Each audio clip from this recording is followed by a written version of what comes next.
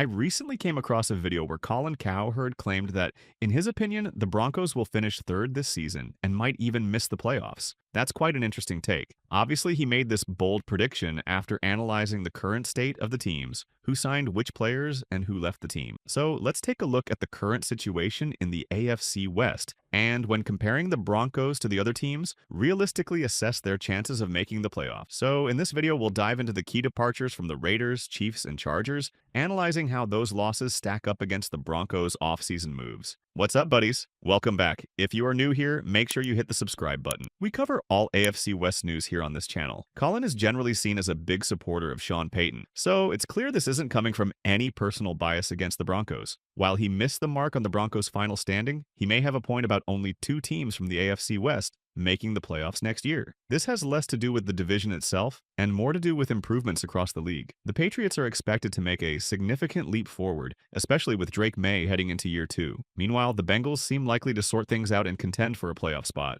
And the Dolphins could pose a serious challenge if Tua Tagovailoa manages to stay healthy. All of this makes it much tougher to see 3 AFC West teams making the playoffs this season compared to last year. For the Broncos, finishing at least second in the division is critical for playoff hopes. Now, interestingly, Pro Football Focus recently evaluated offseason performances, and the Broncos came out on top, earning an A rating for their free agency additions. No other team in the division came close to that mark, with some receiving B- or C grades. Here you must understand that while PFF's grades only highlight the talent added, they don't factor in the talent teams lost, meaning that the team will have the upper hand, which has fewer players leaving the team. And the Broncos seem on top. Let's break this down, starting with the Chiefs. Their big offseason move was signing a backup tackle, Jaylon Moore, from San Francisco for $30 million, a player who struggled as a significant downgrade from Trent Williams. To think he's going to provide solid protection for Patrick Mahomes seems overly optimistic. This move alone raises questions about their ability to keep Mahomes healthy in a division full of strong pass rushers. On top of that,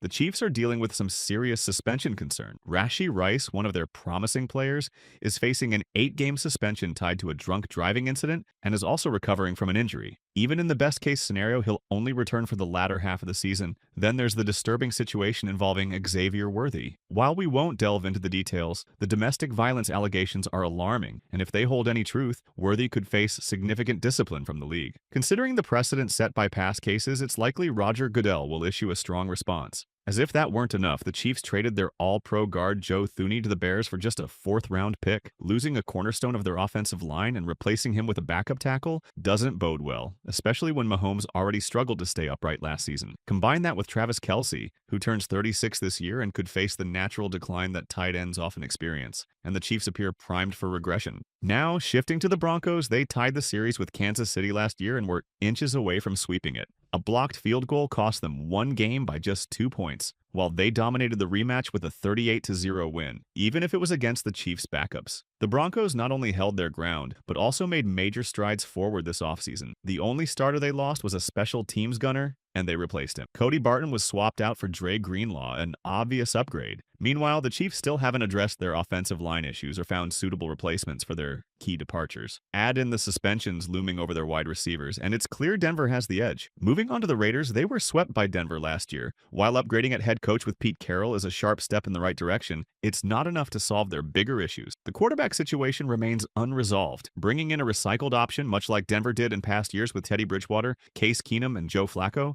isn't a sustainable solution. Geno Smith is not the answer for a team with playoff aspirations. If the Raiders had landed someone like Matt Stafford, that would have been a cause for concern, but as things stand, their offense lacks the firepower to compete. Defensively, the Raiders also took a hit. They lost both starting safeties, one heading to the Panthers and the other to the Patriots. Their starting linebacker, Robert Spillane, signed with the Jets. While they will get some players back from injury, like CS and Christian Wilkerson, those returns aren't enough to offset their losses. They received a B grade for their additions, but when you factor in the number of starters they've lost, it's hard to see them making the leap to playoff contention. The Raiders made some big swings this offseason, but unfortunately for them, they missed on nearly all of them. Cooper Kupp was heavily rumored to be heading to Las Vegas, with plenty of buzz around his visit. However, they couldn't close the deal. The same goes for Matt Stafford, another big target who slipped through their fingers. After getting swept by the Broncos last year, it's hard to see them reversing that trend. The Broncos had a better offseason and retained more talent, while the Raiders seem to be betting everything on Geno Smith. a player the Seahawks were willing to trade for just a third-round pick. When a team is confident in their starting quarterback, they don't part with him for anything less than multiple first-round picks. On top of that, Smith has a history of off-field issues that raise questions about his leadership. His infamous locker room incident in New York, where a teammate punched him over a broken promise, casts doubt on his ability to unite a team. It's hard to see how the Raiders expect to make a leap with this kind of gamble. Now, let's talk about the team that might be the toughest matchup for the Broncos next season, the Los Angeles Chargers. In fact, they could prove to be even harder to beat than the Kansas City Chiefs. Pro Football Focus graded the Chargers offseason a B-,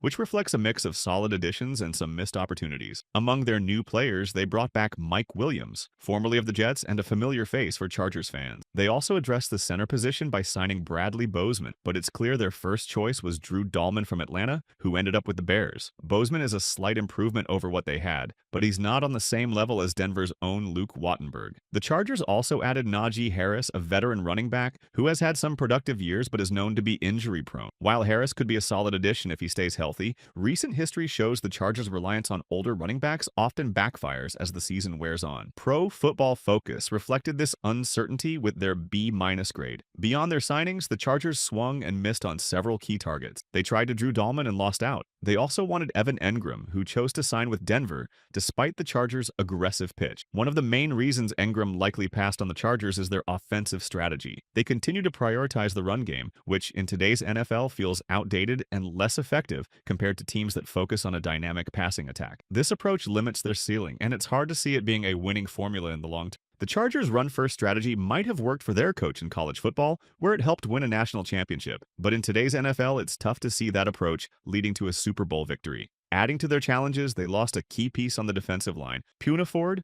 who has been widely regarded as one of the toughest players to block. Even Jason Kelce, one of the league's best centers, praised Ford as a formidable opponent. Without him, the Chargers' run defense is going to take a significant hit, and that opens the door for teams like the Broncos to establish their ground game more effectively. The Chargers also took a major blow on offense with the loss of Josh Palmer. Palmer was a standout for Justin Herbert last year, excelling as one of the best route runners in the league and creating separation with ease. His absence puts even more pressure on Ladd McConkey to step up, but there are serious durability concerns there. McConkey is a talented player, but his smaller frame makes him prone to injuries, especially given the physical toll of playing in the middle of the field, essentially as a hybrid wide receiver tight end. Last season, we saw him start strong, but struggle with injuries beginning as early as the first game. This kind of wear and tear will likely be an issue again next year. And then there's Justin Herbert. Despite his talent, we all saw him throw 4 interceptions in a playoff game when the stakes were highest. That's a glaring red flag for a team looking to take the next step. Yes, the Chargers swept the Broncos last year, but context matters. In the first game, the Broncos lost Patrick Surtain after just 1 snap, and they still barely fell short. In the second game, it was a short week in Los Angeles,